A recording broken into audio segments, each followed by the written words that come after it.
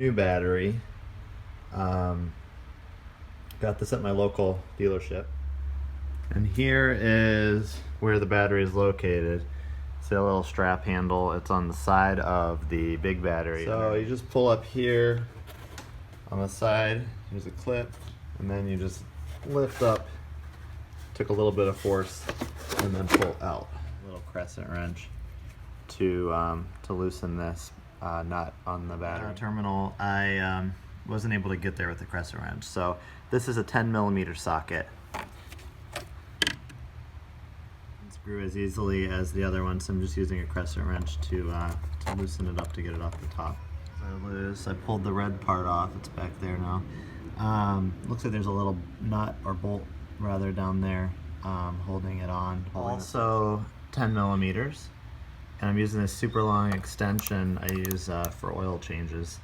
That first bolt was pretty long, it took a while to get it out of there. To get it out of there, I kind of had to turn it on its side, like from that to pull it up out of there. And the factory one says 200 cold cranking amps, and the aftermarket one says 180. So the new battery did not come with the studs. I have to get those out of the old battery, and has this really weird, like, Torx type head. I'm actually using a 4mm, so a little tiny socket to get them off.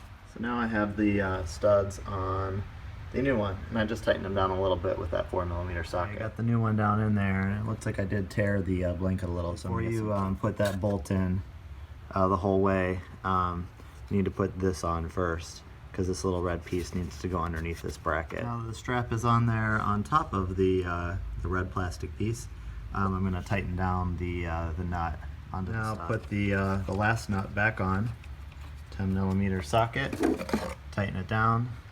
So I put 3 pieces of tape on that corner where it ripped, and then I also put 2 pieces of electrical tape in there. I put the air intake thing after I vacuumed that area out and started the car up.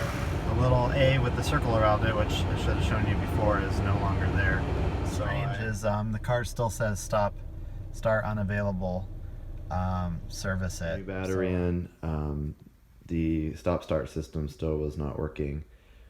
So I am giving it another shot. I disconnected the this terminal on the main battery and that terminal on the little battery to hopefully reset the computer, any faults it might have. And now I am trickle charging overnight, just about done.